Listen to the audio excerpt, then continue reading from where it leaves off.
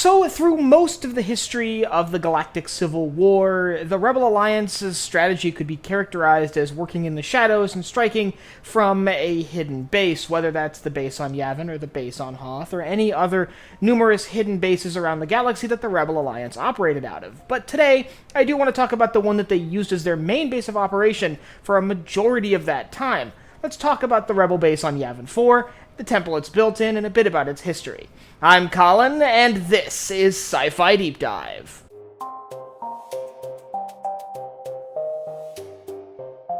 Remember, if you enjoyed this video, to head down below and hit that subscribe button. So today we're going to focus on the story of the temple on Yavin before the battle, leading up to the Battle of Yavin, and later this week we'll discuss the evacuation of that temple and the history of the forest moon of Yavin, Yavin 4, after the Battle of Yavin. So let's just kind of dive right in with where all this began, which is who built that temple, because the Rebel base is built on a giant ancient temple. Well, it was built by an ancient slave race known as the Massassi, who were slaves of the Sith and built that temple along with many other temples in that region of the galaxy, many of which survived to the days of the Star Wars saga.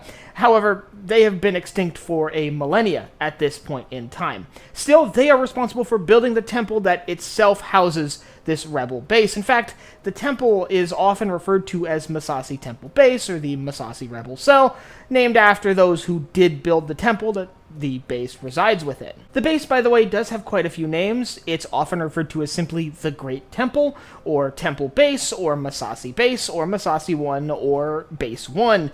A huge number of names, and none of them seem to be like an official name given to it by the Rebel Alliance. So with the temple built and then abandoned, it was left derelict for most of its history until it was found by Rebel forces a few years before the Battle of Yavin, about 3 or 4 years beforehand, and they began to really establish a base of operations there, slowly moving more and more of the Rebel Alliance leadership and organization to that world, and there's a pretty good reason for it.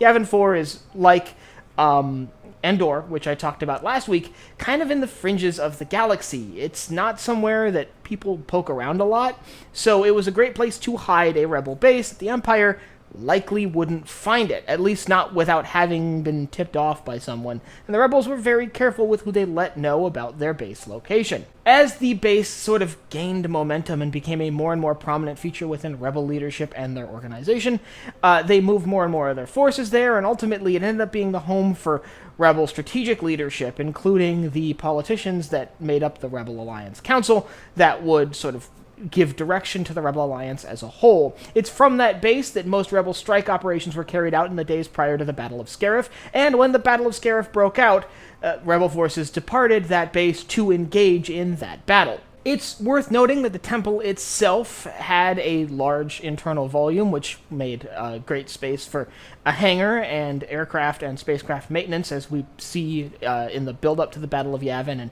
the days beforehand, when they're using that space for maintenance on X-Wings and Y-Wings and other vehicles used by the Rebel Alliance. However, that's not the only infrastructure. In fact, the Rebels did do a lot to the temple to sort of convert it into an effective base, including adding the necessary infrastructure to support command centers built into the base's surface structure, and a variety of underground bunkers designed to protect Rebel leadership in the event of an Imperial attack and facilitate a better hiding place if they had to bring all of their sort of obvious equipment into the temple to prevent detection. All that, however, failed to protect the temple's location when it was ultimately discovered as the Rebel base location when the Millennium Falcon is tracked back to Yavin 4 prior to the Battle of Yavin. With the Empire now knowing where Yavin was, it was just a matter of time before an attack would take place, and that would ultimately come in the form of the Battle of Yavin, when the Death Star was dispatched to destroy the fourth moon of Yavin and put an end to this Rebel cell's leadership. But that's a story for another day.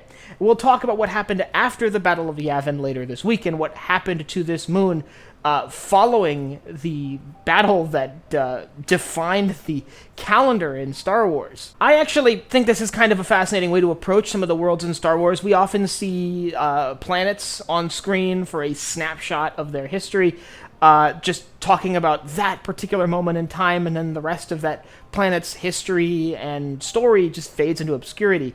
And I really like diving into the stories of these planets beyond the battles that we see on screen. So if you'd like to know the history of another world from the original trilogy that played a major role in the Galactic Civil War and then faded into obscurity, I'll leave a link up here to a video I put out last week about Endor and its role outside of the Battle of Endor. And I'd like you to let me know down in the comments what you think of the Rebels moving into a series of structures built by ancient Sith slaves. Do you think that's sort of a risky move, as the Empire is very clearly being led by the Sith, or do you think it makes sense because these structures are so old and so remote? And if you have anything else you'd like to see me cover in Star Wars or anywhere else in science fiction, you can let me know down below in the comments. Last but not least, if you enjoyed this video, head down below, hit the like button, the subscribe button, and the bell icon so you get notified when I upload new videos. So for Sci-Fi Deep Dive, I'm Colin, and I will see you next time.